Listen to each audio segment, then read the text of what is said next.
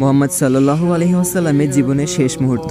মাত্র 2 মিনিট চাচ্ছি সবার কাছে, এড়িয়ে যাবেন না। মোহাম্মদ সাল্লাল্লাহু আলাইহি ওয়াসাল্লামের জীবনের শেষ মুহূর্ত চলছে। হঠাৎ সেখানে একজন লোক এসে বললেন, সালাম, আমি কি ভেতরে আসতে পারি? ফাতেমা রাদিয়াল্লাহু তাআলা বললেন, দুঃখিত, আমার পিতা খুবই অসুস্থ। ফাতেমা রাদিয়াল্লাহু তাআলা দরজা বন্ধ করে রাসূলের কাছে গেলেন। মোহাম্মদ সাল্লাল্লাহু আলাইহি ওয়াসাল্লাম বললেন, কে সেই লোক? ফাতেমা বললেন, এই প্রথম আমি তাকে দেখেছি, আমি তাকে চিনি না।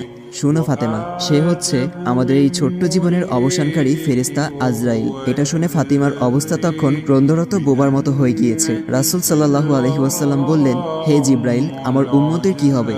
আমার উম্মতের নাজাতের কি হবে?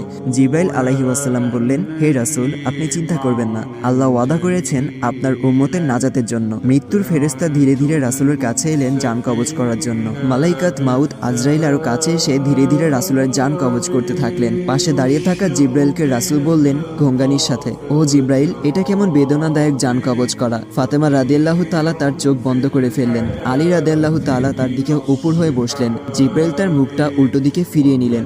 রাসূল সাল্লাল্লাহু আলাইহি ওয়াসাল্লাম বললেন, হে জিব্রাইল, তুমি মুখটা উল্টো দিকে ঘোরালে কেন?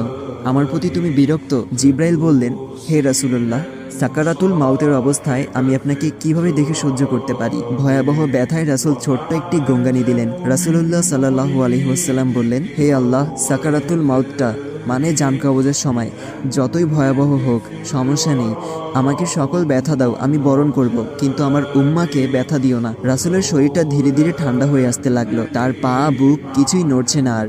রাসূলের চোখের পানির সাথে তার ঠোঁটটা কম্পিত ছিল। তিনি কিছু বলবেন মনে হয়। আলী রাদিয়াল্লাহু তাআলা তার কানটা রাসূলের মুখের কাছে নিয়ে গেল। রাসূল বললেন, নামাজ কায়েম করো এবং তোমাদের মাঝে থাকা দুর্বলদের যত্ন নাও। রাসূলের ঘরের বাইরে চলছে কান্নার আওয়াজ। সাহাবীরা একজন আরেকজনকে জড়িয়ে ধরে উচ্চস্বরে কান্নারত। আলী রাদিয়াল্লাহু তাআলা আবার তার কানটা রাসূলের মুখের কাছে ধরলো। রাসূল চোখ ভেজা অবস্থায় বলতে থাকলেন, ইয়া উম্মতি, ইয়া উম্মতি। আল্লাহ আমাদের সবার মাঝে বুঝদান করুন। ভিডিওটি ভালো লাগলে অবশ্যই শেয়ার করবেন।